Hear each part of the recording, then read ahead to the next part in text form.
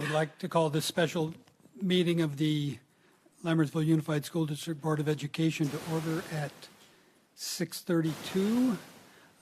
Everyone in the audience, please silence or turn off your cell phones as this meeting is being recorded.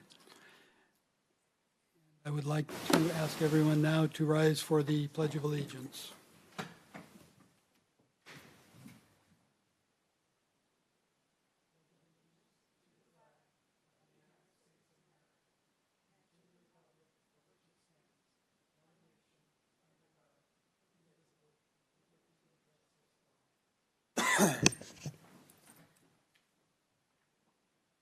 Roll call, please. Matthew Balzerini. Here. Colin Clements. Here. Ann Goodrich. Here. Sharon Lampel. Here. David Pombo. Here. Simran Gunsi. Graduated.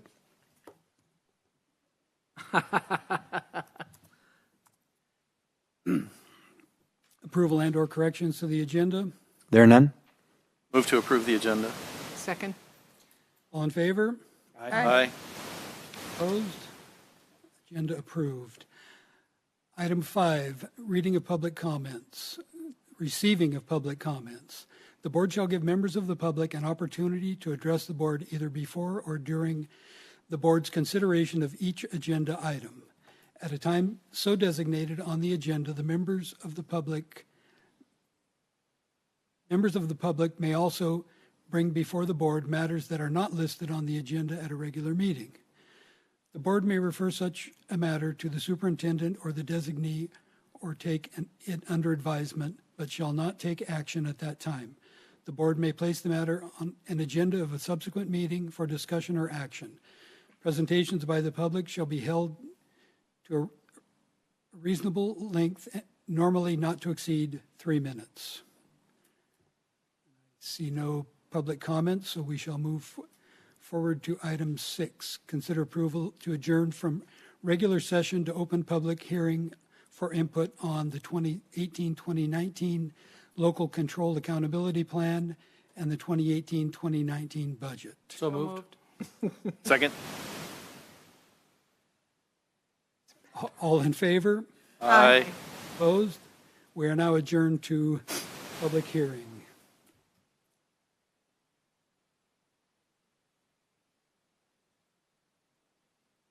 Should I bring up this point, the review of reserves? It's the part in the box regarding the public hearing and compliance that we have made an effort to review the components of ending fund balance. It's a single page.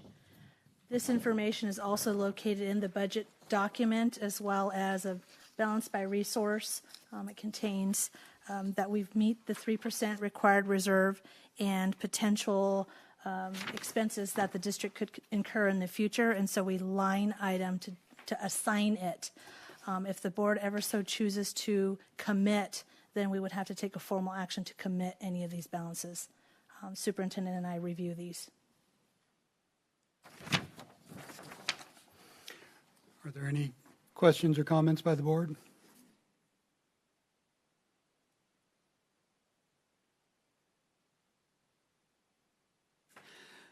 Item B, consider approval to close public hearings and resume regular session. So moved. Second. All in favor? Aye. We are now in regular session. Item C, consider approval to authorize the superintendent to finalize an agreement with the Mountain House Community Services District Summer 2018 swim program at Mountain House High School, including a waiver of established LUSD facility user fees. Staff report? Yes, so we established this agenda item to allow the board to formally approve the fee waiver this evening and then give me direction to finalize the agreement with CSD concerning the actual agreement that was presented to you in the packet. There's a couple of just fine-tune items that we want to get to make sure that we're all on the same page with. So there were two areas of concern, one which has resolved itself. There was some confusion about the dress code, so it was addressed earlier this evening at the CSD meeting and also here earlier today with staff, where the swimmers will be asked to follow the facilities use handbook dress code. And that language had to be clarified and tightened up a little bit. And then the second one is tied to the language where we felt there was one line that created some ambiguity in language tied to when additional lifeguard services would be provided to the school. So after the discussion with our board and having watched the board discussion at the CSD, I worked over the weekend with Mr. Pattison, and we were able to come up with a resolution in terms of what we needed to do to make sure the ambiguity was addressed. So I presented to you on the dais here some language that would really address the key issue. So in the original agreement, there was language around having 3 lifeguards and 1 recreational assistant at the pool, but it was no language about up until how many swimmers. So what we added to it was that the 3 lifeguards and the recreational assistant would be for up to 150 swimmers, and then starting with the 151st swimmer, an additional lifeguard would be required, thus setting a cap if they didn't have a lifeguard, but also providing additional monitoring and safety eyes on the pool. And this would repeat it over 50 swimmer cycles, so essentially creating a 50-to-1 ratio. Obviously, the CSD could add additional staff to that. Our interest was to allow them to get the program started. I think there's a lot to learn in running a program for the first time, especially one like this. But we wanted to address the ambiguity in language, and we feel like being specific once they get to 150 swimmers and beyond addressed our needs. So with that, I'll turn that over to you, Mr. President. Just one clarification, and maybe I misheard you, but it sounded like you said an additional lifeguard would be made available to the school, and what I think you meant was the pool. The pool, yes, the pool at the school. Yes. Thank you. And just a point of clarification, the policy in the handbook is not going to change. We are still a 25-to-1 ratio. We're making an exception for this CSD program. That is correct. What is the capacity of our pool? 420.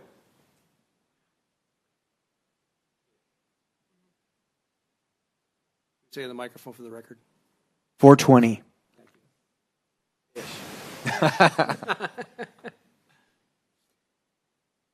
Are there further questions or comments by the board? My thanks. I know it's taken a lot of back and forth. Tensions were high, so thank you for working through this, and hopefully we can have a better working relationship in the future. I'll move for approval to authorize the superintendent to finalize an agreement with the Mountain House Community Services District for a summer 2018 swim program at Mountain House High School, including a waiver of established LUSD facility use fees. Second. And while I don't want to belabor the point, I would echo Trustee Malzahni's comments. Thank you to district staff.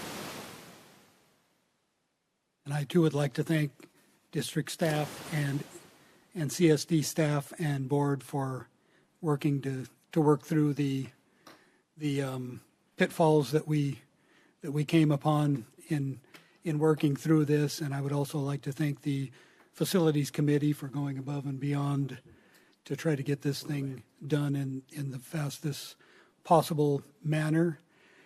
And if there are no more comments, I will ask for all in favor?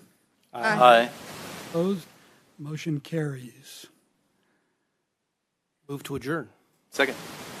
All in favor? Aye. Opposed? We are done. Thank you, folks.